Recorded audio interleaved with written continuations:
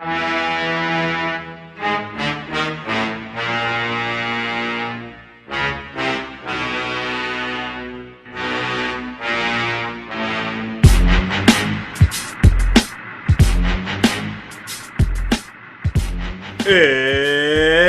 the Kaijusaurus Podcast, starring Steven Sloss, Roz Menzies, and special guest Laura P.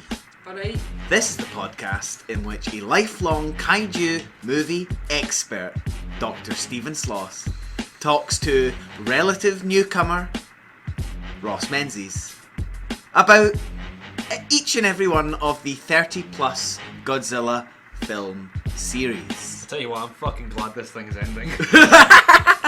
Stephen was dreading what I was planning. I was really excited to hit record, and Stephen was really excited.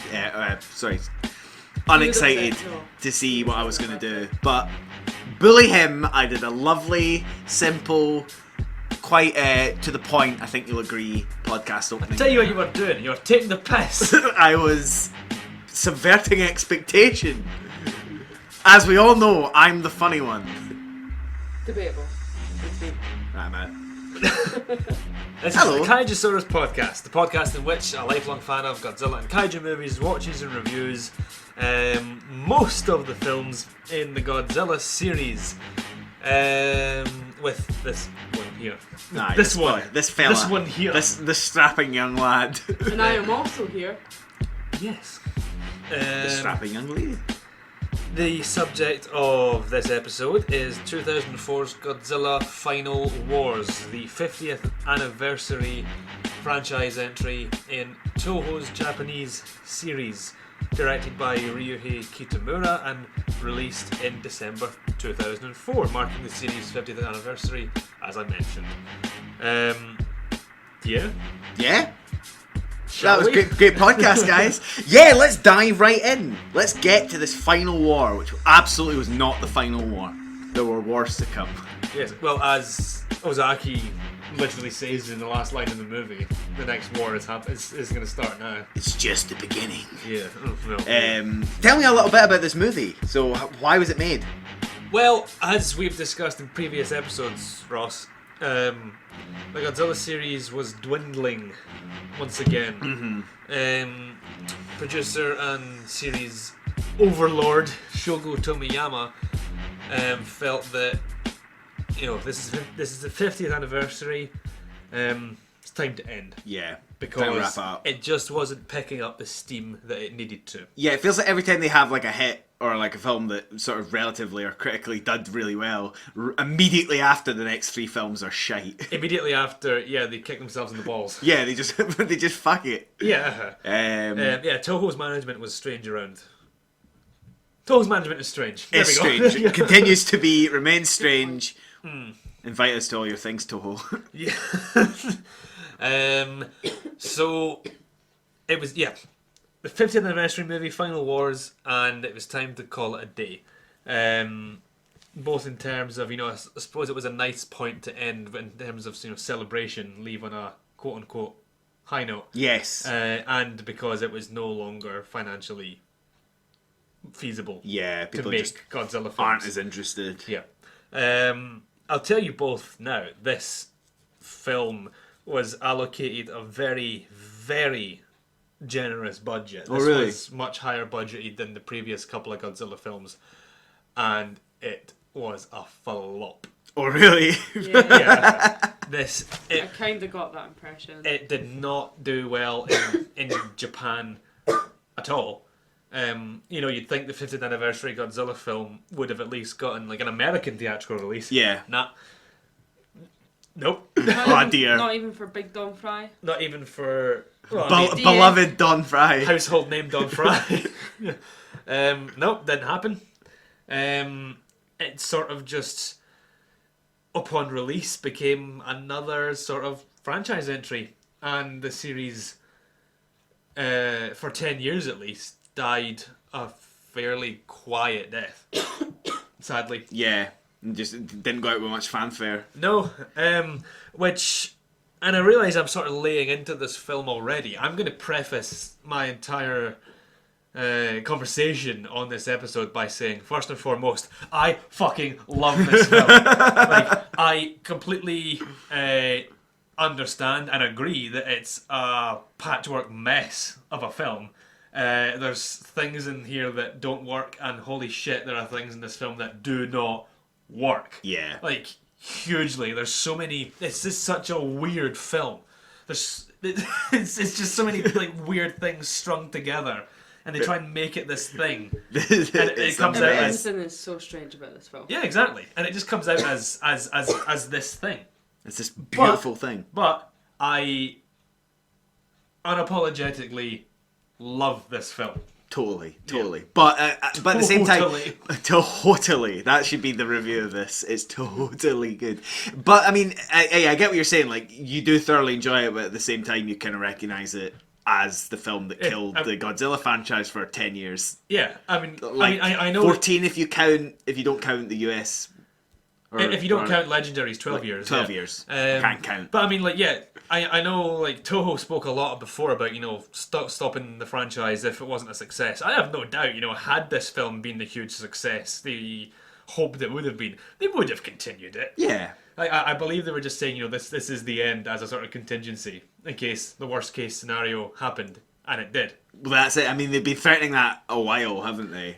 But the movies kept They doing okay. They basically just tried to hold Japanese cinema goers to ransom, saying, if you don't come and see them, we'll not be fucking... Godzilla will die! We'll not fucking make them anymore! We'll fall down the and stairs. Japanese And they were just audiences like, went, okay, Alright, Yeah. I mean, I suppose...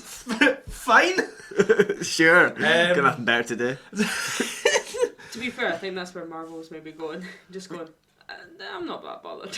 Absolutely, Laura. I think Marvel are definitely going go down the route. Same with Star Wars. Disney will do the same thing. If you don't come to see the next Star Wars film this week, or the next Star Wars film next week, or the next Star Wars film the week after that, Ryan Johnson's making another trilogy, and now what's it? The Game of Thrones writers guys are making a films. no, they didn't. They didn't specify. They were very vague about it. And you got the fucking. And we're doing one. We're we making just one? been asked. Yeah, we. Oh, really, no Ross and I are way. making one. Laura's doing one of her own. yeah, so it's Oh, completely yes. standalone. What's your Star Wars film going to be, Laura? I think it would be like batshit crazy. Knowing me, it would be... I would want to incorporate... Porgs and BB-8. Yeah, I was going to say, I want to incorporate like loads of different cool film techniques, and it would look just like Final War.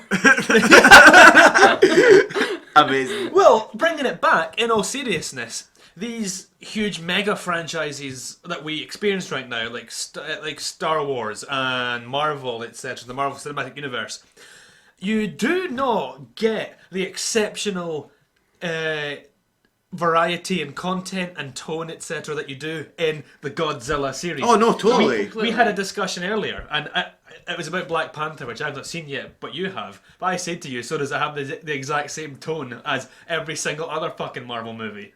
Yeah. Yeah.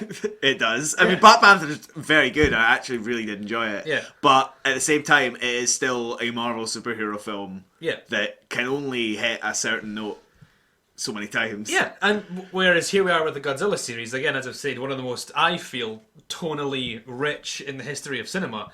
And here we are again with, for better and for worse, something totally fucking new and weird And wild. out there, and yeah, so Shall we fire in? fuck off, Disney. Fuck off, Disney. So, Final Wars posits us in a sort of maybe a not too distant future. The movie opens with a battle between Godzilla and the iconic Toho creation, the Gotengo, originally featured in the 60s movie Atragon, the giant flying super submarine with a drill head capable of underwater submersion and flight. It's I like him. you don't like the Gotengo? Oh, all right. It can go tango fuck Oh wait, itself. I'm thinking about someone else. Someone else. Someone else. Not something else.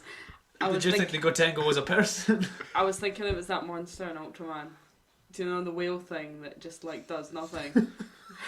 I got really confused there. I'm really sorry, guys. So Godzilla is battling the Gotengo in a sort of Arctic tundra, and the crew of the Gotengo managed to encase Godzilla in ice. Yes, and freeze him. seal him away. For some time. And in the meantime, I think that battle takes place sort of in the 60s. I think. Right, yeah, it's a flashback. Yeah. Then in the meantime, mankind is besieged by giant monsters. In the opening credits, we get footage from Varen and Space Amoeba and Godzilla vs. Megaguirus and Terror of Mechagodzilla and War of the Gargantuas, all Toho Kaiju Pantheon movies, to illustrate that the Earth has been under siege by monsters and that the entire world comes together as a whole. Wars are dropped, alliances are formed, etc., to combat the monster threat. How nice! How nice! Isn't it nice? Yeah, it's a very Shiro Honda-esque vision of the future. Yeah, I mean, it's certainly something they've used before, like the sort of United Forces thing. Yeah. But it's nice to just see that really, like, heavily done in this one. Like, Meanwhile, whole hogged. yeah, like, literally all nations are just... They're all hanging out. All pals. Meanwhile, a new sort of race of superhumans, originally named mutants, have emerged, and they have, surprise, surprise, powers. Mm-hmm. No. But they don't seem to have individual special powers. They just Personalities. Or personalities. They seem to be a bit strong. Yes. A bit fast. A bit smart. A bit smart, and a bit high jumpy. Yeah. Like Jedi. They do love jumping. They love jumping. They're very energetic lads. Like me. They're a great bunch of lads. Good fellows.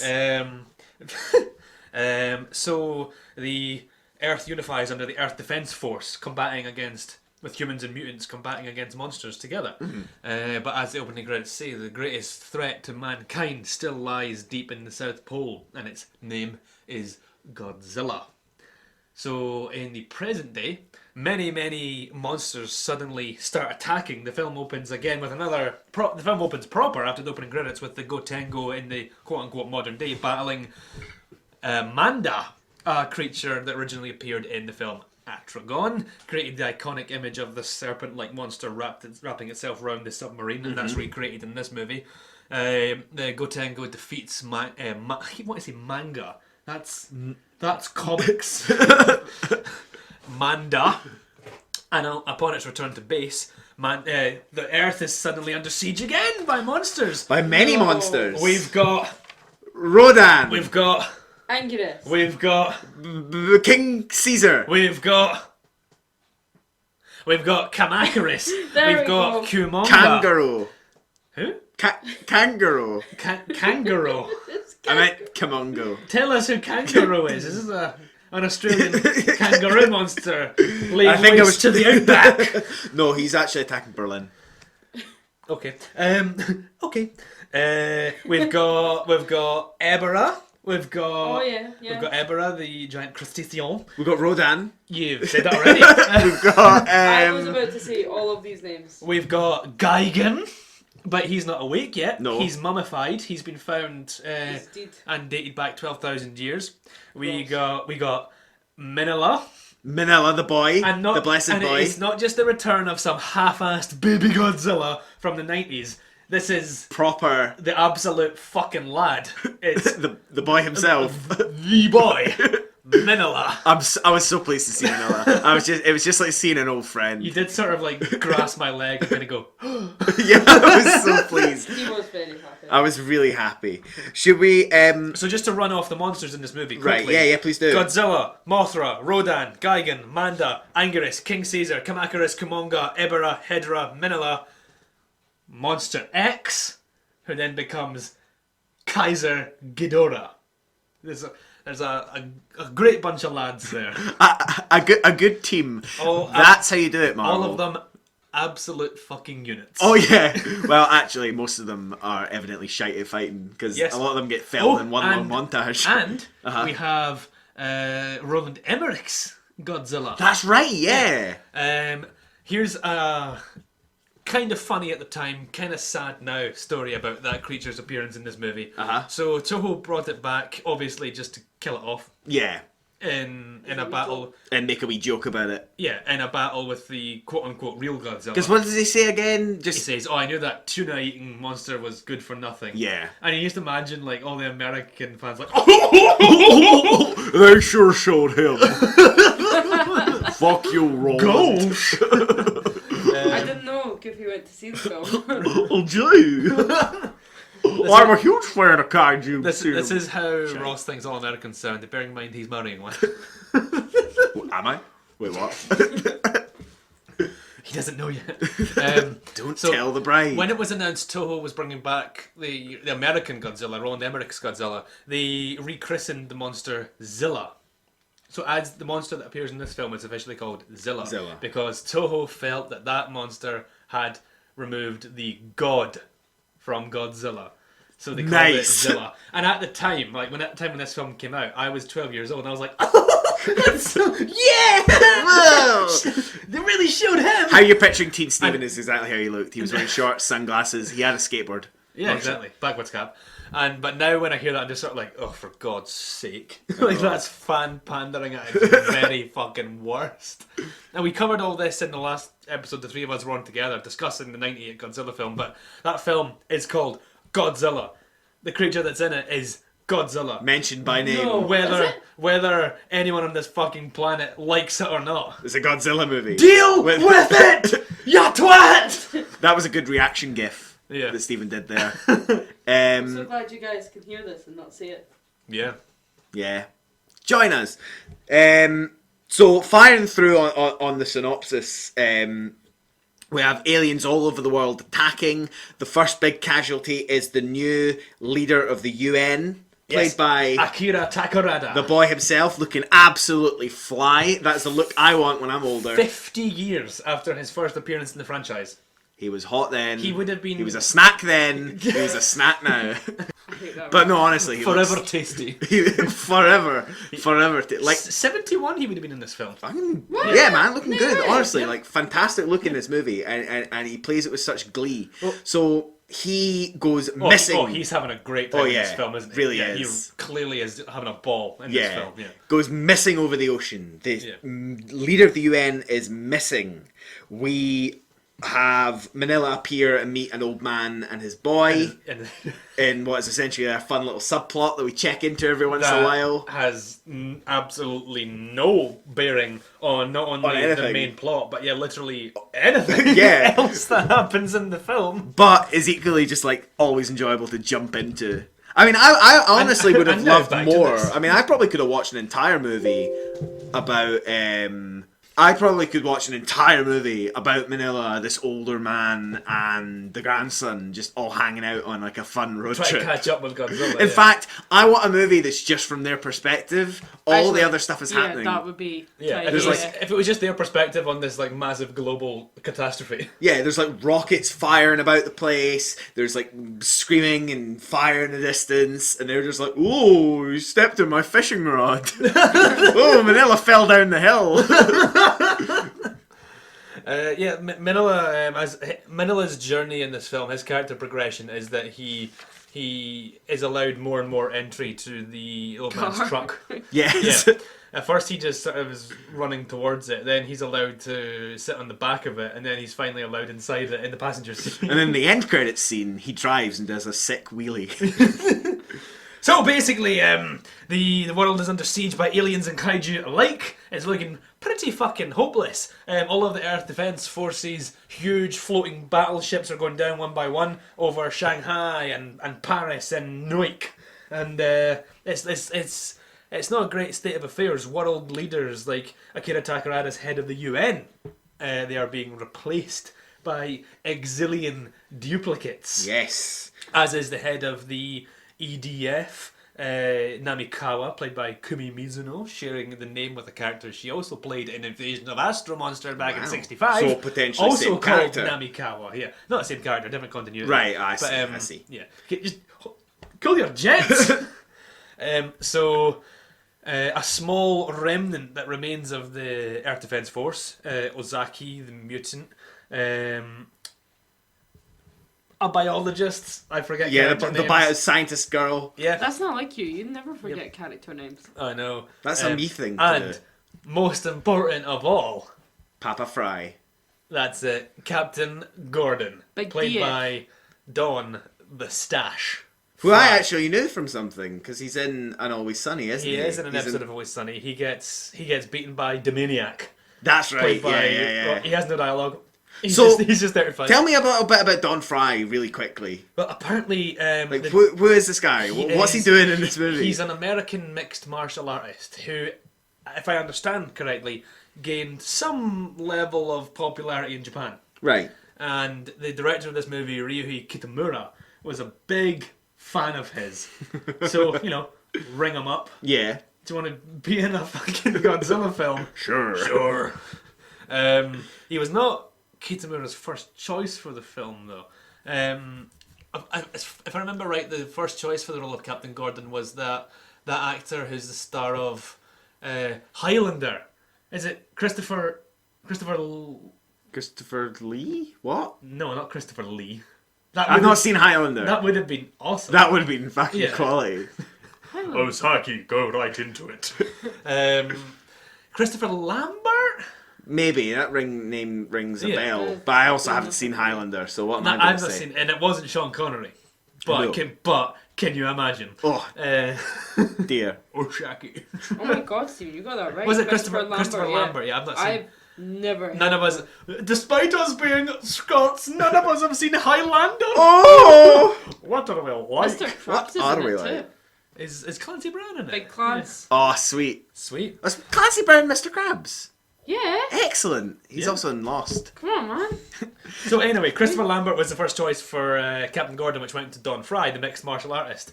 Why put Christopher Lambert though? I don't know. Maybe. Alright, just He's that sort of like faded star. I have never heard of him. Like B until level. right now. Yeah. Would probably go abroad to make a movie. I mean, do you know what? But fair, clearly fair. didn't Yeah, well, clearly yeah. didn't. I had other plans doing nothing. Yeah, like, Too big for his boots. There's Highlander video sequels, right? Yeah, I think so. Probably. He probably There's is at in least those. Highlander too. Yeah. So- The Quickening. So anyway, Don Frye played Captain Gordon. The best story I've heard about Don Frye is that he was doing some fights and he was complaining of being really in pain. So he went to a doctor and the doctor told him that he had been fighting with a broken neck. What? Oh my god, what an absolute unit. Right? He And is a unit. when I saw him at GFS in 2014, he said he would absolutely be willing to come back. Amazing. Wait, so you met him? Yep. Did you shake his hand? He shook mine. Oh, lovely. My hand crumbled. It was like, Did he go for the power grab It thing? was like shaking hands with pure granite. Yeah, and he also he kills Johnny Depp in the movie Public Enemies. Good. Right. Yeah. Good, I like him Good. more now. Yeah, exactly. Like, Fuck. they should bring him back in the new fucking Harry Potter film. Have him do it again. He can be, Avada Kedavra. but he still fights with his hands and stuff, not a wand. Yeah. Exactly. Like he just like punches him in the face. He's all like, he initially and then takes just, he initially takes out his wand, then he just sticks it in the ground next to him, raises his fist, Absolutely. and beats the shit out of Depp, Absolutely. just as he deserves. So here what the fuck were we talking about? So, the plot of the movie... So Captain Gordon and his ragtag group of EDF survivors take the Gotengo, which has survived the global destruction, and head off to the South Pole. The plan is to release the most destructive weapon on Earth. Release Godzilla from his half-century slumber. While Godzilla can defeat the monsters, Captain Gordon and his crew can take on the Exilian aliens in Operation Final War. That's the Title, name of the title, food. T for Title. title, T for title. T for title. Whenever you're watching a movie and the title of the film is said, you take one hand and lay it flat in the air, you take the other hand and put it under so you make a T, and you hold that shit up high so mean, the whole cinema can see it. I T believe- for title. I believe in the sporting world, Laura can maybe corroborate this, being our sporting expert, that usually means time out. Oh, well, time... Not any longer, it means T for title! It means T for title. I'm sure that's what Walter Scott was doing. Money shot. No, this was Money Shot. Yeah, this was chucking money. We have a whole pantheon Rolling of money. film-related hand gestures. Come on. If you fly money out of your hand, that's the money shot. When there's a No, fucking no. tasty wee visual in the film. No, Money Shot's when you rub your fingers together to make like a little sinister... Like as you're if saying, you're it's all Italian. about the merch. It's all about... You're going Money Yeah, Shot, yeah. but... Like super money shot, like the bit in Avengers. Oh, when where it's they a come sequence, round yeah. The rolling and- money shot. Yeah, the rolling- money shot. Like Making it rain. Make Making it it, yeah, rain. you make it Yeah. rain when it's like a sequence or it's a Yeah. good, like the 10-minute bit of Children of Men. That's when you make it rain. Never watched that film. That's a good movie. Yeah. But the bit in Arrival where you see the ship for the first time, that's just that one big shot. That's a single I still never caught finger that. rubbing. Still never Good seen film. that. It's on Prime Video. Good, I you should think watch it. Anyway, so Laura P and Ross M. I was Uh-huh. going to say Ross L. Ross Lawrence Menzies. I have no middle name. I'm What sad. did yous make of Gojira Final Uso? Laura first. I have seen this film and I forgot how many bloody fighting sequences. There's a lot. Laura's opinion of this film is I have seen this film. No, I've seen this film already. My absolute highlight is the dog. The dog's The amazing. dog is like the best part. Imposter Clint, I aka know. Candy. You beautiful wee boy. What can you tell me about the dog? He's He's beautiful. probably dead now. No! Excuse me. It's almost certainly dead now. But yeah, so I like the film. I just forgot how many fighting sequences. by And I'm that, not talking you mean about. human I meant. fighting. Sorry, mutant. Mutant, yeah, sorry. It just lasts way too long, and that is my opinion. There are a lot of fights, both monster and otherwise. But yeah, Lost boy. The monster fights are too fucking short, and the Yeah, human, the actor battles are ridiculously So long. Yeah. But the monster ones are really fun and funny. The monster fights are like hugely energetic. they're satisfying. They're satisfying, brief, but you know, satisfying. Yeah. We've all been there. My favorite part is the bit where King Caesar and Godzilla kick Anguirus about like a wee football. Yes. Like a wee football. My casting in this film is either the dog or Don Frye. I I think both. have both their body types. You should get the Don Frye mustache. I think you should go for that definitely look. should. Your opinion, Rosso. So, I really liked it. It's a mess. No. I know, right? It's a mess. So much is happening, but I just fucking appreciate the variety. I appreciate that they're going balls to the walls, gung ho. I like that almost every monster is in it. It actually does feel like a really satisfying, like 50th anniversary roundup. Oh yeah, It this does. is a film that does not fucking hold back. No, it really At all. doesn't. And anyway, This is a film that's got all its friends around it, like saying, "Didn't do it. It's not Don't worth it. do it. No. Everyone's trying to hold it back, but it breaks free and goes, "Nah." I'm doing it.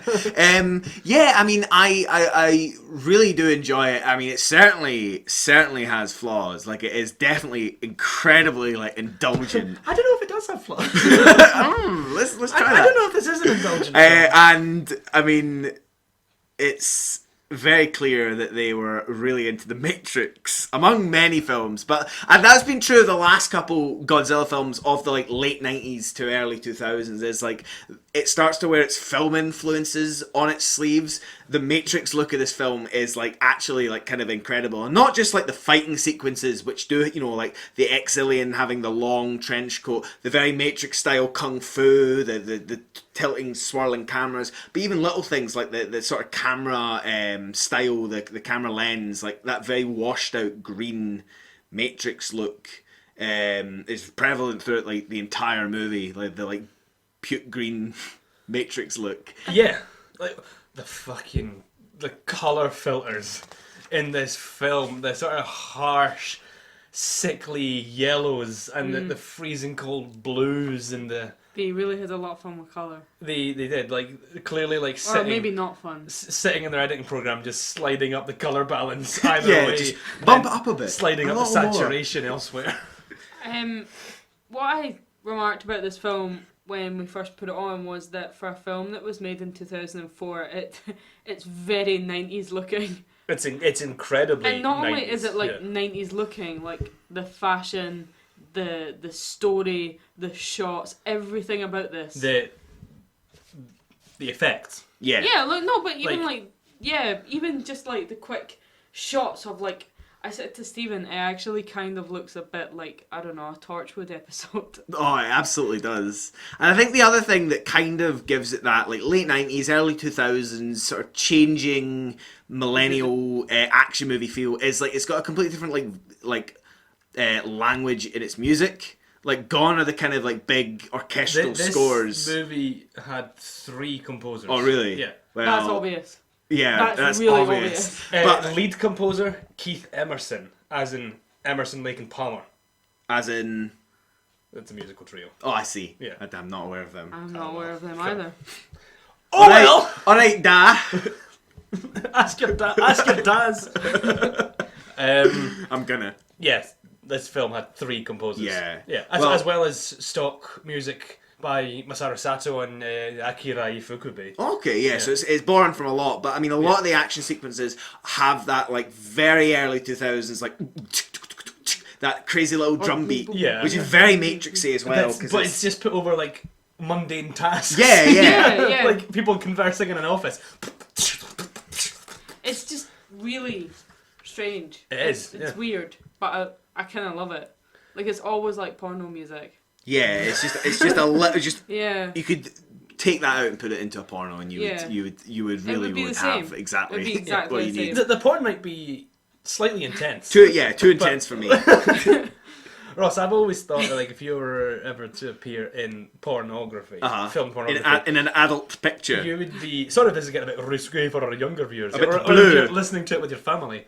But I always thought like you'd be like the third actor in porn who's just there to act. Yes, like Louis Theroux in that documentary. Like you're at the start of the film, the teleplay, and you leave and say, okay, I'm off to work, and you leave your wife alone at home. That's it. Yeah, craving, and then you frothing.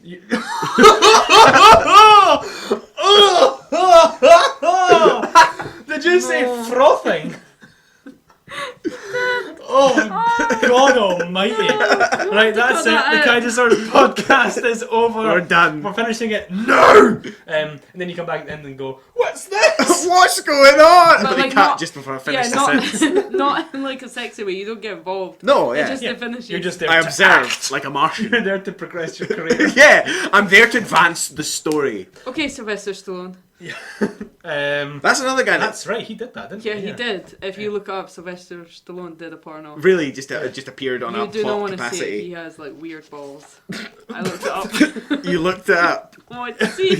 Anyway, what is it? Don Frye's. But anyway, I bet it's just like a hunk of granite. It's It's just like square slab. balls. like an industrial-sized bag of granite. No, I just imagine like an actual slab, like, you know, for your garden. I It's did just square. at G-Fest. I did see Don Frye sign a breast. Wow. This is getting risky. I'm sorry. This is quite blue. This is you. This is you. This This not is me. Laura's influence. This does not happen each time. And when I got close to him, he smelled like whiskey.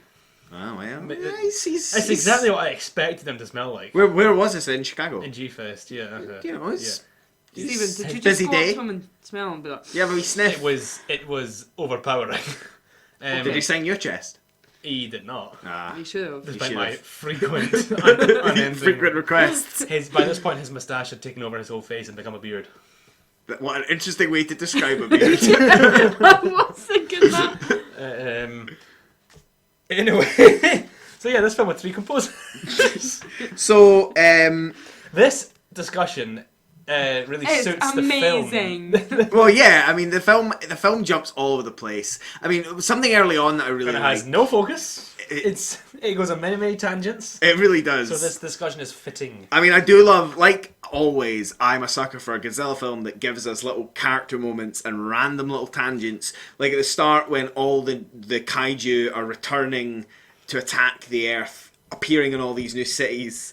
You get all these weird little characters. You get like 2 Australian brothers. One of them's like a punk rocker and they're running away. And they're eaten by Godzilla. Yes. Tuna eating Godzilla. Yeah, they're eaten by. Do you There's mean the Zilla? guys in New Zilla, York. yeah. There's that little sequence in New York, which my is God, amazing. have we not- Pimp sequence. Have we not spoken We about that need yet? to talk about the pimp scene. Hey man, I was in there for 5 minutes. 5 minutes, 5 hours doesn't freaking matter because I'm gonna bust you up. That line's overdubbed for some reason. Yeah, why did they overdub that cop? And like they didn't even like dub him a little bit, like try and fit They his mouth. entirely replaced the line. Yeah, it was like a ventriloquism act of how badly this is done. And you pointed it out to me, Stephen, but the guy in the back, like, there's the guy with the gun, there's the police officer, and they're having a confrontation, and then there's the guy, like, he's like reading a newspaper, like chilling out. Yeah, there's just a bum. Yeah, Going, but oh great, go for it. But when you see like the American Godzilla appear over the sky, Rodan, it's Rodan. Doesn't he just say, "Look up in the sky"? And you can clearly see him say, like, "What the fuck is that?" or some shit. No, It's when the pimp and the police are still having their confrontation, and the bum's going, "Ah, it's a big bird," and the policeman goes, "You shut the hell up!" But it's clearly what he's mouthing is, "You shut the fuck up!" And I'm kind of happy because, like, I don't know if I'm entirely comfortable with like fuck being said in a Godzilla film. Yeah, that would be strange. It's just, yeah, we But don't then need to. why have him say that in the first place? Why did he say that? I think like, maybe it was scripted and filmed, but Toho were like, "Nah, come on." Yeah, I mean, possibly, depending on where they Like, filmed but it. I mean, like, despite It's probably more likely they filmed it in the States. Sydney doubled for New York. Oh, really? Trivia. Well, I do totally understand that. Like, Toho were like, nah. You shut the hell up! But, like, surely if you're making a film for this company that you know have quite rigorous rules and they're trying to make a kind of family action-packed movie,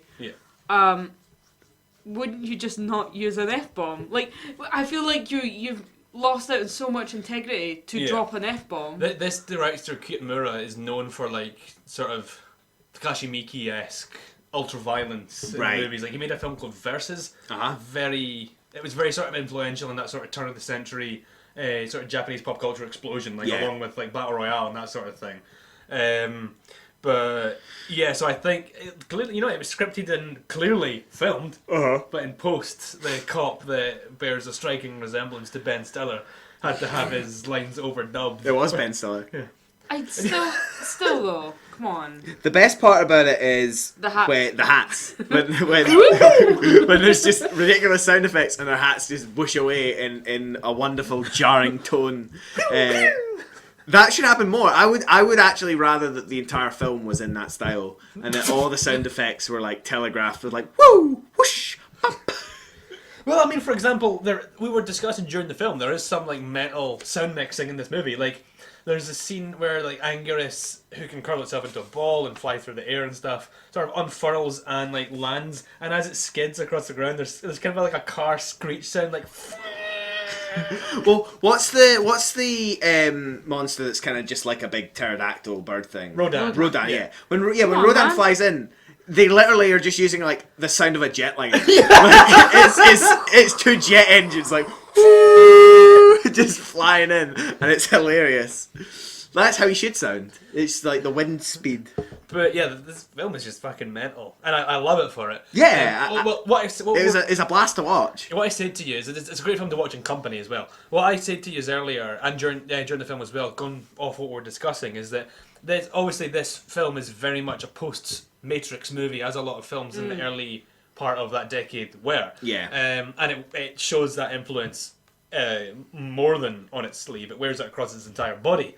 But like I said to you, by this point, The Matrix wasn't exactly like a recent movie. It was 5 years old. Sure, there was the sequels, but those were near universally hated and forgotten about quickly. The Matrix was not a recent movie by this point. Well, that's it. Yeah, Really? and everyone and their mother was doing a Matrix parody thing anyway. Yeah. I mean, there's certainly some stuff that actually bears like a little bit of resemblance to the sequels in particular, like the motorbike sequence or the highway sequence where That scene goes. Oh, it really does. My favourite part is like where Don Frye Where is it just ends. standing on top of the overturned truck and is just looking at them. Really Like, blasé. really blasé like, on the motorbike. He just jumps off the truck and it's like, that's audience surrogate because he just feels how we feel watching this. I want Too long I'm chase. bored. I want to look away. There's other stuff going on. But yeah, no, that highway sequence is kind of Matrixy as well from the sequels. I forget which one. I think it's the second one. You could easily criticise this for doing like what everyone else was doing, which was Matrix parodies. Oh, yeah. And like, not only that, Stephen, quite a lot of films did a Matrix parody way too late. This is true. And like most recently, Brooklyn Nine-Nine, like come on. Yeah, Brooklyn Nine-Nine did Matrix jokes. Oh dear. Like in the year, when did that start? 2013? Yeah. Something like that. Yeah, mean, that's- it's like, oof. So Oof. like The Matrix is proper ingrained, but I do see where you're coming from because it is kind of. Well, we're Shrek did a Matrix while joke. we're discussing, Shrek 2 did a Matrix joke. That's right. In the opening credits, there's just a brief homage. One of my favorite. It is the second one. One of my favorite quotes from Tom Baker, was... the Fourth Doctor, Who, is that I don't know what context it was in, but he just did an interview going, "They don't call it rip-off anymore; they call it homage." That's right. In Shrek 2, the start, the opening montage, Accidentally in Love. There's just a brief bit where Fiona does the Matrix kick again. Because they get attacked by villagers. She does it in the first one. Yeah, I'm saying she does it again. Oh, yeah. right, oh. Yeah. Yeah, because that And they do film, the Lord of the Rings. The Lord of the Rings, yeah. and then Spider-Man with the upside down kiss. Oh, yeah. They were a few years late on those ones. Yeah. Those But I'll not hear a word against Shrek 2. This is the Shrek cast, Which we watch a review. where we watch and review Shrek 2 once every month. Sometimes twice a month. See, to be fair, Stephen could start To be that. fair, you could though. Go, Mongo, go! That and Kung Fu Panda. So, the DreamWorks cast. Oh, Boss yes. baby. But Godzilla Final Wars is obviously a film which wears its Hollywood influences on its sleeve. We've spotted many during the film, like obviously The Matrix, you said Independence Day, especially the sort of aliens versus human aerial combat scenes, Return of the Jedi with the sort of trench run into the heart of the Exilian mothership, etc. But it also, being a 50th anniversary Godzilla movie, pays great homage to the history of not only the Godzilla series under Toho, but also Toho science fiction in general. For example, this is the first time in a Godzilla film that the Go-Tengo appears, despite it being a very iconic image of Japanese science fiction cinema. This giant aerial and underwater submarine with the huge drill at the start. It's very iconic in terms of Japanese sci-fi cinema, but it's the first time it appeared in a Godzilla film. Also, a subplot of this film is that the reason the aliens claim they've arrived on Earth is to warn them about an impending catastrophe, about a suspicious star on a collision course with Earth called Gorath. That's going to collide with Earth and destroy all life on the planet. You say Gorath, suspicious star Gorath, is a Toho film from the 60s. About a huge, recently discovered star on a collision course with Earth. Okay, that's fun. And mankind has to band together in order to avert this catastrophe. I watched Gorath again a few nights ago, and it really is exceptional. Outside of his work on the Godzilla series, it's Ishiro Honda. Oh, right. It's maybe his best directed movie. Okay. Like it's just such a completely wonderful movie, and it has such a sense of universal hope attached to it.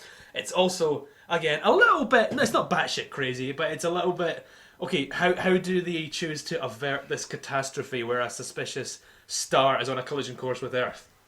How do they? They move the planet. Oh my god. At the South Pole, they build huge jet thrusters and move the planet out of the star's path. Believe they would copy SpongeBob like that. Is there a SpongeBob episode that does Gorath? Yeah. Blatant. And sorry, the other way around. Gorath does SpongeBob. Yeah, 30 years. Yeah, no, Gorath ripped SpongeBob off. No, absolutely. Yeah, I agree. Right. I agree with you, Laura. It's shocking. Right, we need to talk about how cool Gigan looks. Gigan with his sick sunglasses. Gigan gets his mail forwarded to the Edge. He is he is the Edge Lord. I have to make a confession. I don't like Gigan. I think he looks like an edgy teen that is way too cocky, and I just didn't like him. Hey! He looks like an Argoth. You ready for this, Godzilla? It's me, Gigan. Ross, you're going to break the sound levels. When have I not broke the sound level? Well, Gigan, S&M Gigan, Bondage Gigan, No. in his sort of very dark, very dark blue outfit. It's very, very almost leatherly. And his very Matrix sunglasses. Like, he's looking incredibly the Matrix. I don't know, Gigan, looking fly. Even in Godzilla vs. Gigan and Godzilla vs. Megalon back in 72 and 73, Yes! Gigan did have the sort of single red eye visor. Well, that's true. He's looking fly as fuck. He is looking fly. Not only is Gigan edgy, Gigan gets edgier later in the film. After its initial defeat by Godzilla at the South Pole, powered up Gigan appears, and it doesn't have claws for hands. It has double double chainsaws. And the chainsaw chest. It always had that though. Oh, wow. It had that in the 70s also. Come on, Ross. God, Ross. I'm sorry, Did I didn't you watch. even No, I didn't. watch? I didn't watch any of the films. I just blagged my way through. Now the truth comes out. This is the first one I've ever watched. But it's alright. Mothra kicks Gigan's ass. Yeah, he does. We And also. Gigan deserves it because he's a little punk 'Cause- bitch.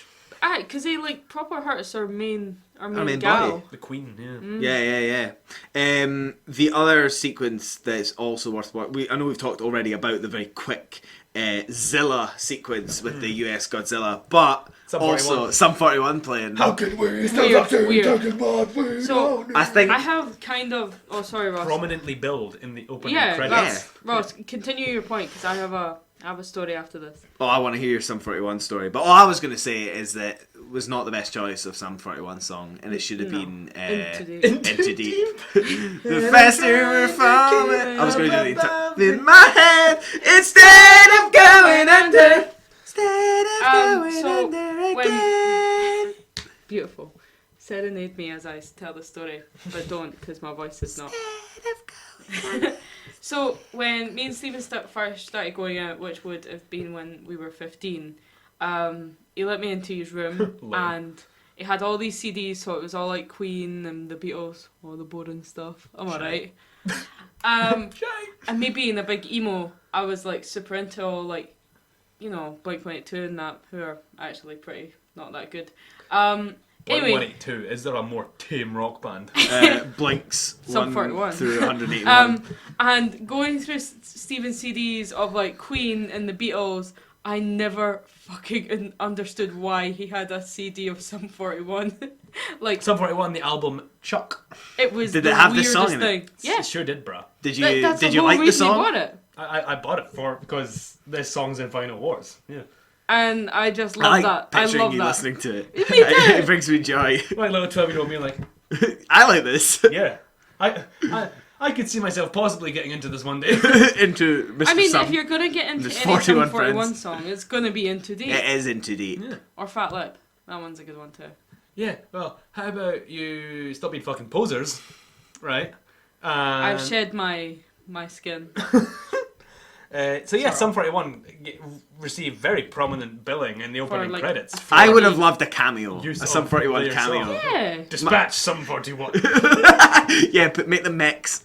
No, why? Sums, No, mate. Sums 0 through 40 have failed. Dispatch Sum 41. No, they should have been like But why- mutants in the academy. Why were they so prominently billed? Because know. they're the big musical guests. I- Well, Still though. look, it was clearly mutually beneficial. They can clearly say that they They made sold one some CD. money off of being in this film. Stephen is case in point of this. You know what? It turns out the CD I bought was actually, it was a fucking bootleg. It wasn't even a genuine copy. Because I bought it on holiday and like... We need to stop this In, like, podcast. It's now being used as evidence in an important court Because case. I bought it in like Gran Canaria People or versus Steven Portugal or Sloss. something, so it was just... It wasn't genuine. You bought it Genuine. Yeah, genuine. Genuine. Just before we move kind of on, there's one thing I want to talk about. Uh-huh. And it's not even the clear Nazi uniforms with the nipples. It's the... Why is it that the mutants look like they're playing a really fun game of laser tag? Do you mean by their costumes? Yeah, like, come Yeah. on, man. They're cool armour. Like, Well, at the start... I feel like, come on.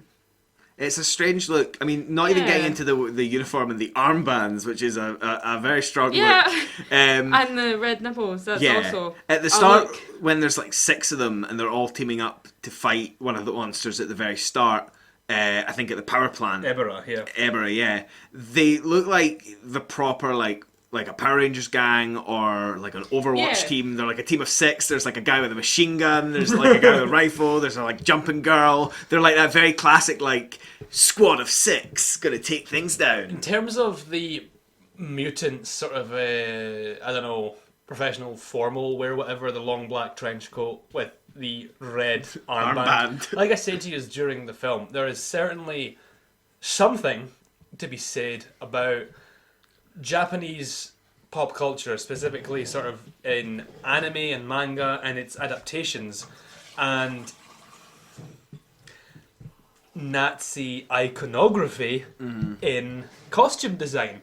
But whatever it is, I'm not ready to say it. Yeah, and we're not Yep. going to be the I podcast. don't think I'm qualified to talk about that. But I'm not it's touching that. it's worth saying that there's something to chat about to there. say. Yeah. But yeah, no, it's you've worn those Swastika uniforms. Kawaii. Dear, you've worn one of those, haven't I you? have worn a mutant soldier costume, a screen prop from this film, courtesy of Mark Jaramillo. Do who I you met know at G-Fest. which one it was on screen? I don't know specifically, but if I remember Which one right- would you like it to have been? well, Don Frye. if I remember right, Ozaki is the only one you actually see in it. Mm-hmm. I think, if I remember, maybe. IIRC.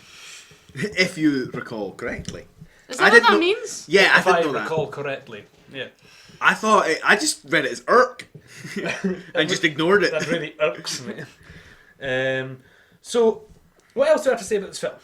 Going to some of the other monster fights, which were fun. Godzilla versus Kimonga the Spider was quite fun. Yeah. I actually really liked Kimonga's nets. They were clearly just yellow dyed nets. Yeah. But it looked really great when he grabs the rope, spins him around, throws him away. That is actually very satisfying to watch. Is there a more humiliating death? Well, in rapid succession, we get Godzilla versus Gigan round 1.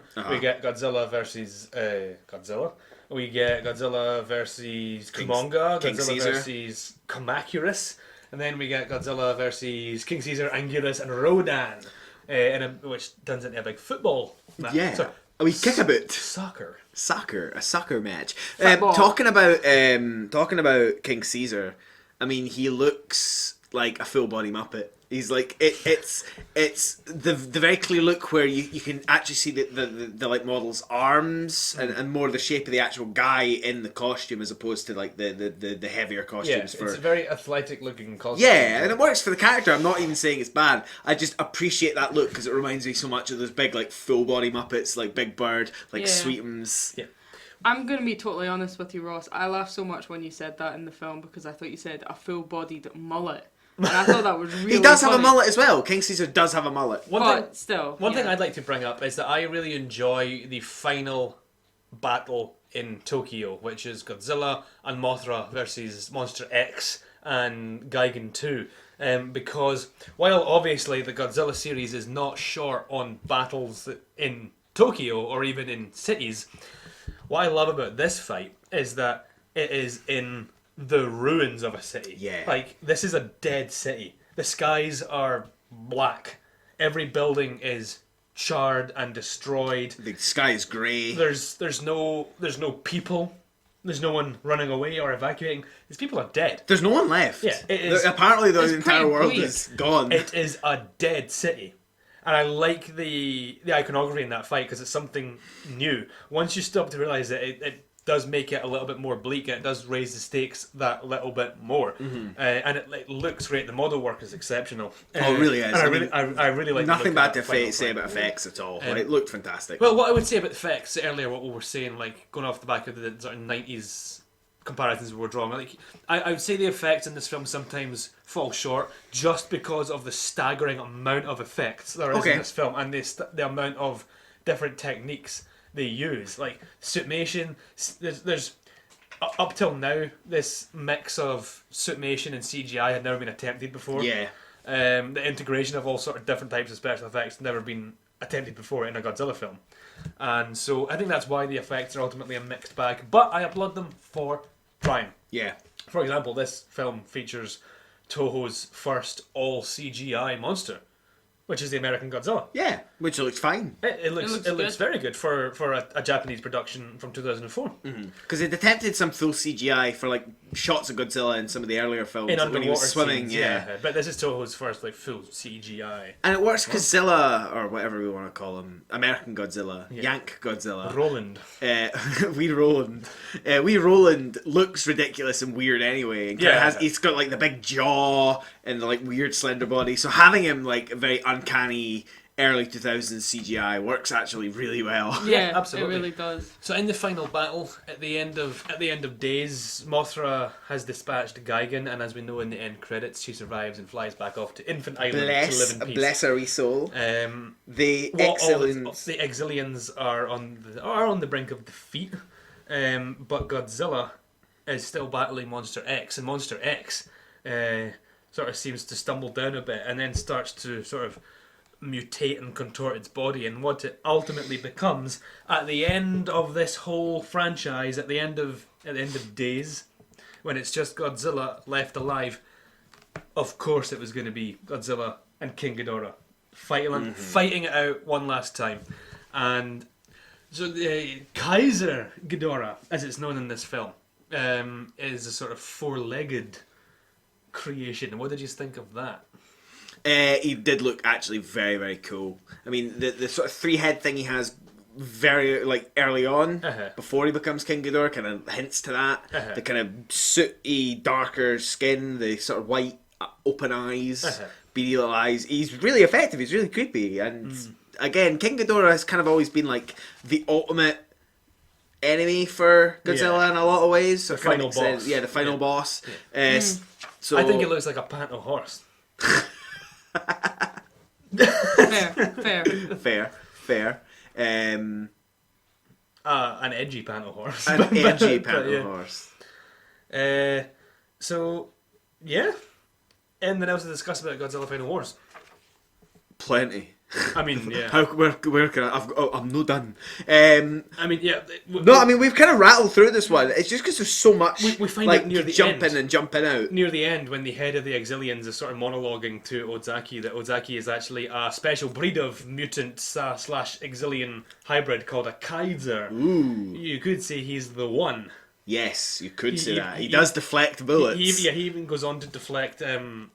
It's a little Laser laser beams. blast, isn't it? And Yeah. I mean, there's something else I want to talk about. Again, in terms of little characters we jump to. The thing that probably brought me the most joy in that movie is just when team, sort of the surviving team under Captain Gordon decide they're going to revive Godzilla.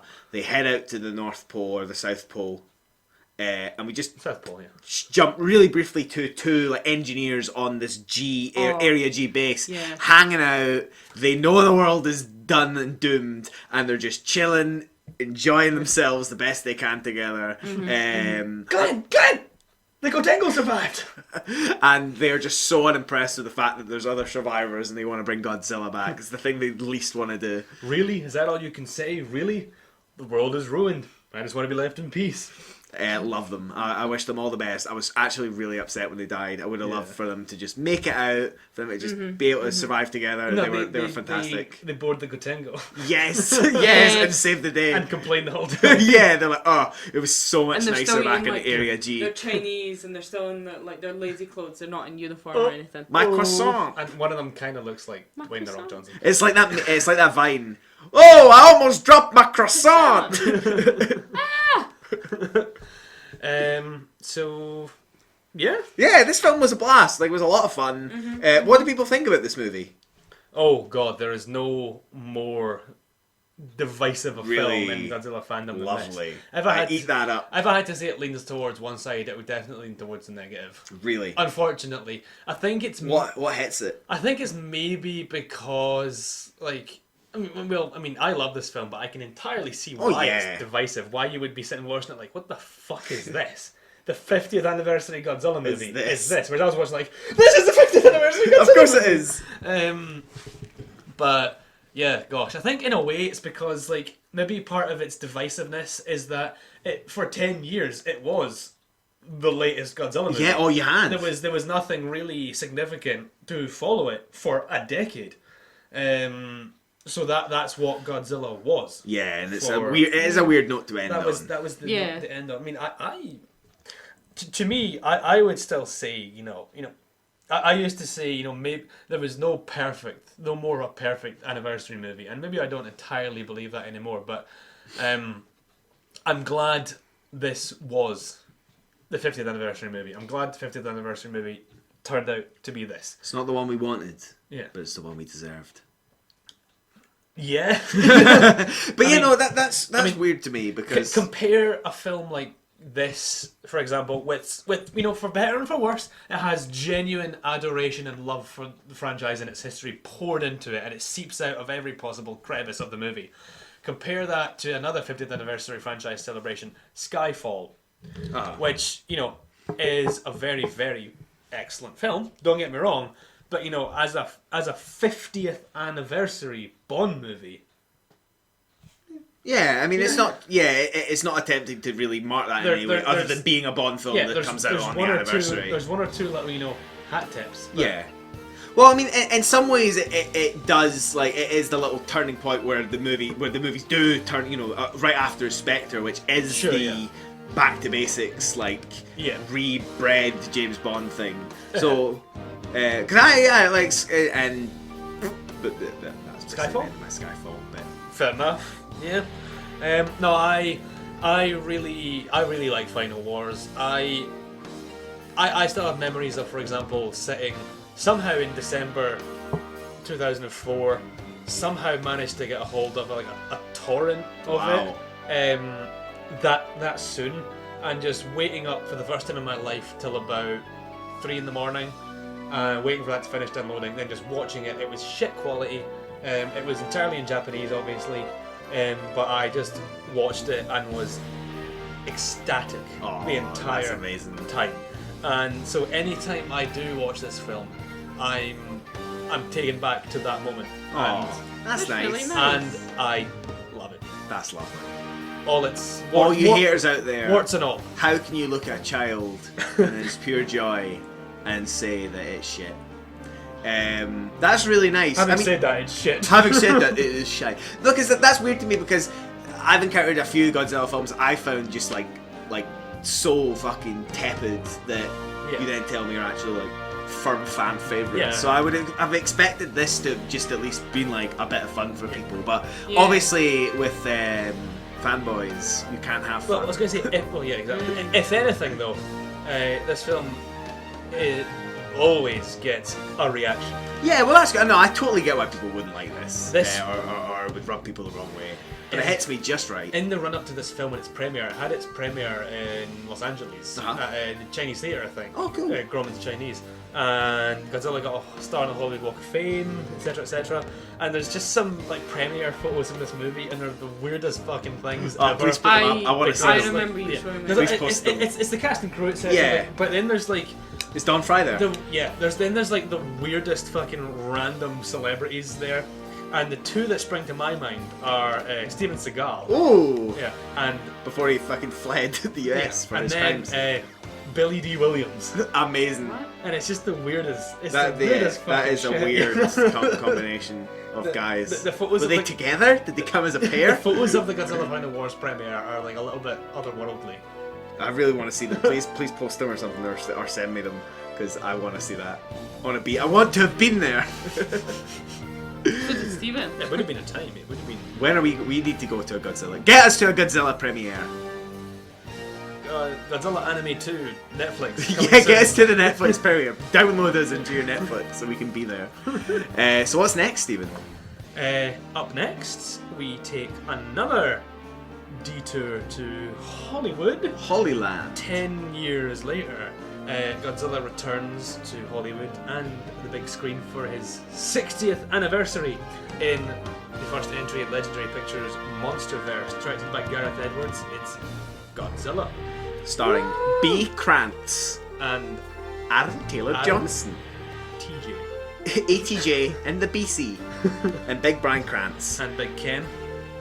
And Big Ken, yes. And Sally Hawkins.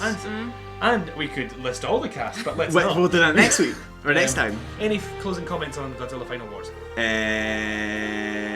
No. Laura? I think it's really fun and I love it, but my big point is, where is Jet Jaguar? It's not a 50th You're right, anniversary without my boy Jet Jag. Where the fuck is Jet Jaguar? Clap emoji, clap emoji, clap emoji. Join us next time for Godzilla by Legendary Pictures. Bye everyone. Bye.